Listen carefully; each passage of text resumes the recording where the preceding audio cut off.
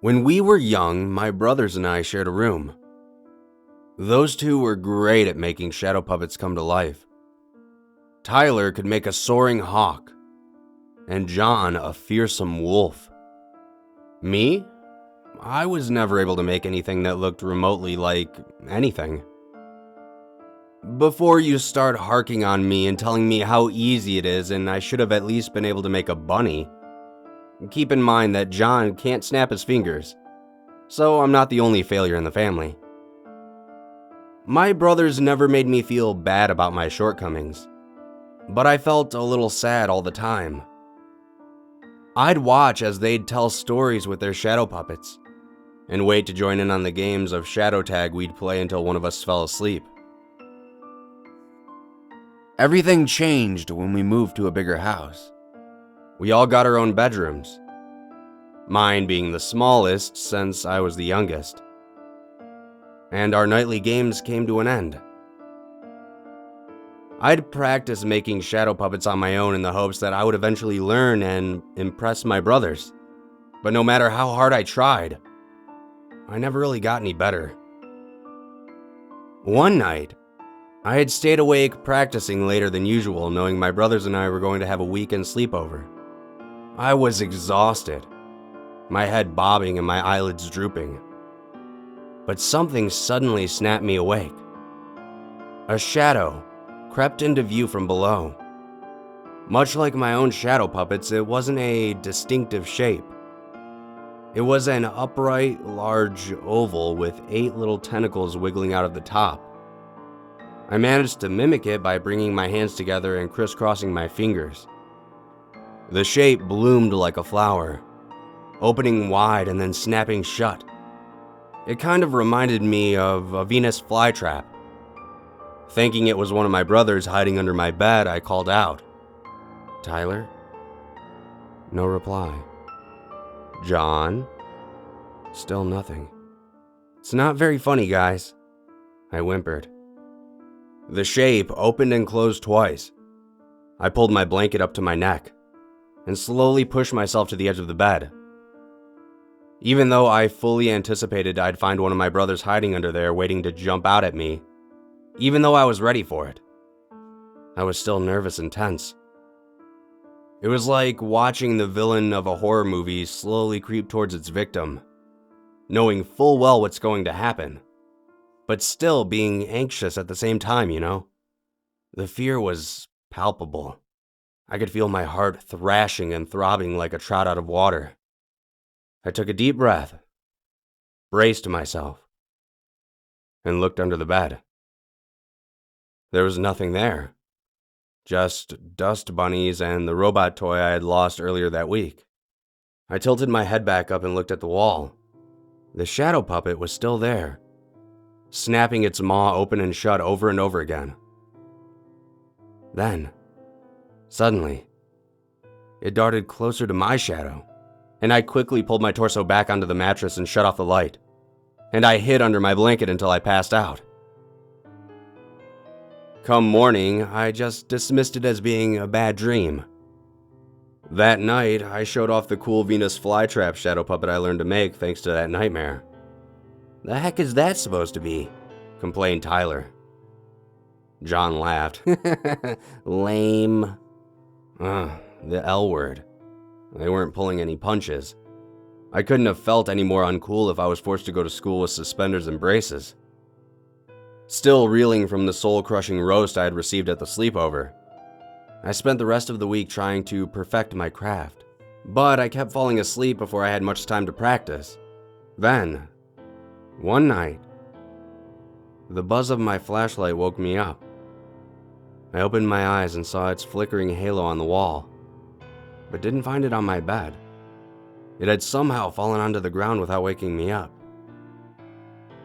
A weird shadow was slowly inching from one side of the illuminated circle to the other. It had long ears, a spindly body, and a morphed tail shaped like a question mark.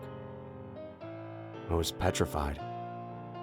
And then, it grew smaller as the thing casting the shadow moved farther away from the source of the light and closer to the wall. My cat came into view, and stared at me as though trying to say, "What the heck's your problem?" That would have been a great time to let out a string of expletives, but at that age, even in my most private of moments, I didn't dare utter those words. I was still at that age where I thought my mom literally had eyes in the back of her head and ears in the walls. Hell, I'm an adult now and I'm still not convinced she doesn't. My cat disappeared from view, but I could tell where she was based on her shadow. She began darting back and forth and pouncing on nothing in the way that cats tend to do for no good reason. Since she seemed to want to play, I stretched out my hand over the side of the bed and wiggled my fingers, unsure whether she'd go directly for them or their long shadow on the wall. She seemed torn between the two, at times throwing herself at the wall like a bird in a newly cleaned patio door, and at others nuzzling my fingertips. Then I stopped moving when I saw the Venus flytrap-like shadow emerging. At that point, my cat was out of view again. Her shadow showed her standing sideways, looking at the new shadow curiously. I heard her hiss and saw the hairs on her body rise like a mohawk. In one fell swoop, the Venus flytrap opened, darted towards her shadow, and snapped shut halfway through. I jumped and let out a yelp and looked over the side of the bed. I wish I hadn't. I could have spared myself a lot of hurt if I just closed my eyes right then and there and pretended I hadn't seen anything. Instead, I have a mental image of it now. An image I'll never be able to wash from my mind until the day that I die. I should have known better when I saw only half of my cat's shadow being cast on the wall. But I looked anyways. I looked, and I saw her still twitching hind legs attached to the lower half of her body. Then, I watched as the Venus flytrap bit down on what was left of her shadow, and her body completely disappeared. Nothing was casting that shadow. I was looking at the floor the entire time. There was nothing there. I threw my blanket over the flashlight and cried myself to sleep. It took my parents about a week before they told us that our cat had gone missing. I didn't tell them the truth. I might have been a stupid kid who couldn't even make a proper shadow puppet. But I knew better than to say something about it.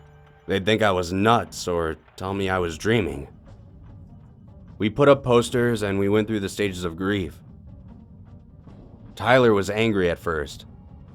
John refused to believe she was gone. As for me, I just felt numb. The secret weighed on me, but the fear of telling and the fear of the shadow in my room weighed even heavier. I began sleeping in complete darkness.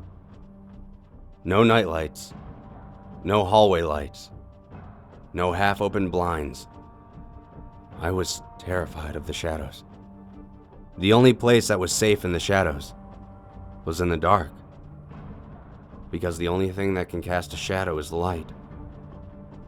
This went on for about a month before we had our next sleepover, and by then, pretty much everyone had accepted our cat wasn't coming back. It was late, but the three of us were wide awake from the plethora of Halloween candy we had snuck out of the kitchen when our parents weren't watching. I was afraid from the moment Tyler turned on the flashlight and proposed we make shadow puppets. No. I just want to sleep, I whispered, hoping he'd turn off the light. Tyler snorted.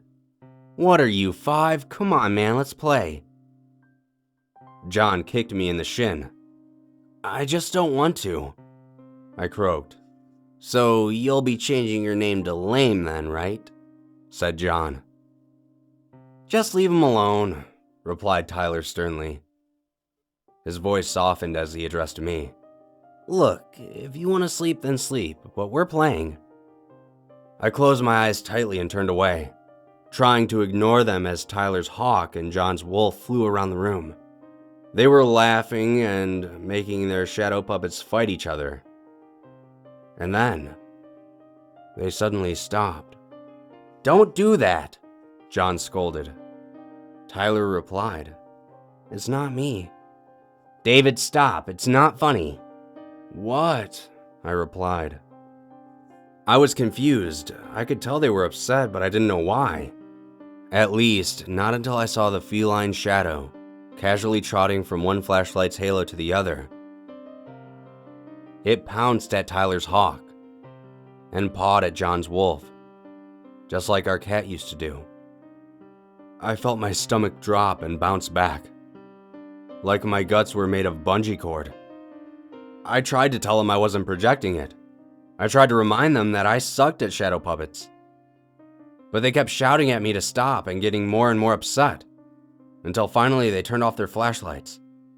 It's not funny, I heard John grumble. I'm going to sleep, added Tyler. I remember the way they looked at me the next morning. Their eyes were so full of animosity that I felt like a nerd trying to sit at the cool kids table. I think my mom talked to them later because they eventually stopped treating me like a leper and slowly started including me in their games again. Though they never did play shadow puppets again.